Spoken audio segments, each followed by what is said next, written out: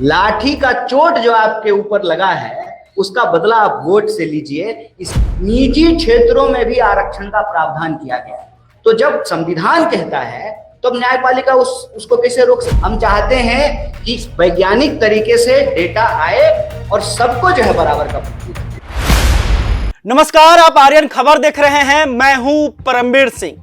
बिहार के युवाओं को और छात्रों को कन्हैया कुमार ने बड़ा संदेश दिया है। उन्होंने कहा है कि लाठी का बदला वोट के चोट से लेना है। और कन्हैया कुमार जो है युवाओं से क्या आग्रह कर रहे हैं, पहले आप देखिए। जी, युवाओं को जो रोजगार की बात करने के लिए मांग करने के लिए जाता है, लाठियां चार्ज हो रही है, इस पे आप क्या कहना चाहेंगे? देखिए, मेरा तो यही अपील है बिहार के नौजवानों से कि जिस सरकार को वोट दे करके आप कुर्सी पे बिठाते हैं, वो सरकार कुर्सी पे बैठ करके आपके ऊपर डंडा मारने का आदेश देती है, तो लाठी का बदला वोट से लीजिए।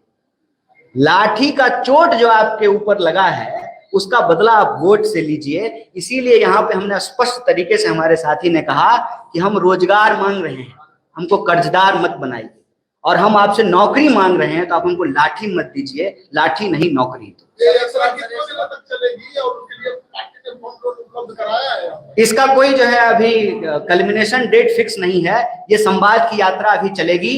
ये न्याय संवाद की श्रृंखला है जिसके तहत अभी हम शिक्षा न्याय संवाद शुरू किए हैं। इसी तरह से अलग अलग विषयों पे जो है यह न्याय संवाद का कार्यक्रम चलता है। सर, एक सवाल, शिक्षक भर्ती निकलता है, आधा से ज्यादा सीट खाली रह जाता है, हम लोग सप्लीमेंट्री की मांग कर रहे हैं, क्यों नहीं सुनाना पड़ेगा सरकार को। उसी में यह प्रयास है। आपसे निवेदन है कि आप भी जो है संवाद यात्रा में शामिल होते हैं। बहुत धन्यवाद।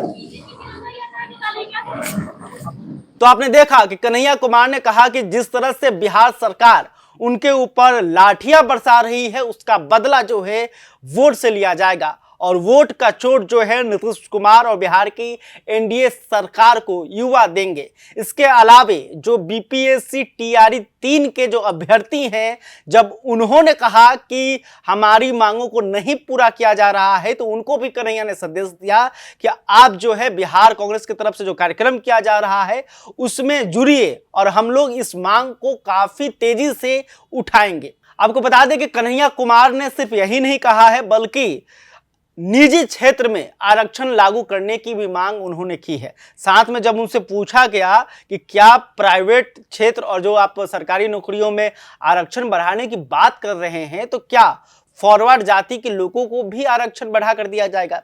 इस पर कन्हैया कुमार ने कहा कि देखिए, उनके लिए पहले से तो 10% हैं ही, लेकिन जैसे ही जातीय जनगणना के जो आंकड़े आएंगे, अगर उसमें उनकी जितनी जनसंख्या होगी उसके हिसाब से उनको आरक्षण भी दिया जाएगा।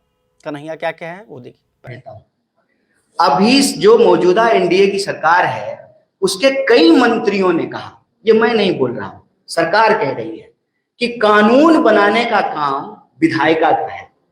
कानून सही तरीके से लागू हो रहा है कि नहीं लागू हो रहा है उसको देखने का काम न्यायपालिका का है, और ग्राउंड पे उसको लागू करने का काम कार्यपालिका का है। तो कानून अगर 50% की सीमा भी जो तय हुई है वह तो विधायिका से ही तय हुई।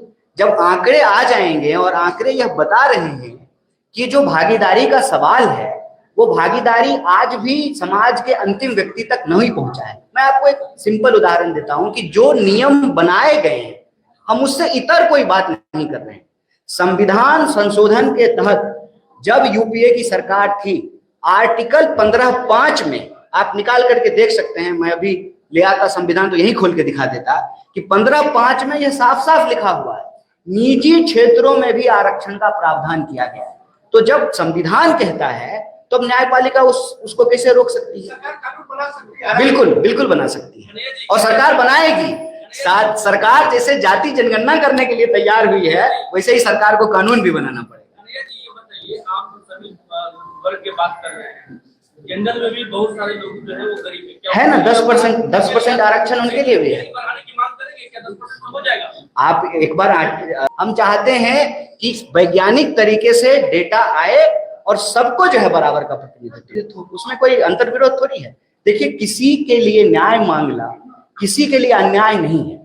समाज में अगर बराबरी होगी ना, उसका लाभ जो है हर किसी को मिलेगा।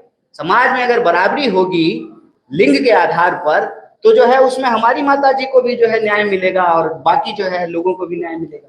एक के लिए न्याय दूसरे के लिए अन्याय नहीं है, और हमारी कोशिश प्रतिनिधित्व और भागीदारी का है। हम एक समुदाय के लिए मांग रहे हैं तो दूसरे समुदाय का विरोध नहीं कर रहे। हम चाहते हैं कि वैज्ञानिक तरीके से डेटा आए और सबको जो है बराबर का प्रतिनिधित्व मिले।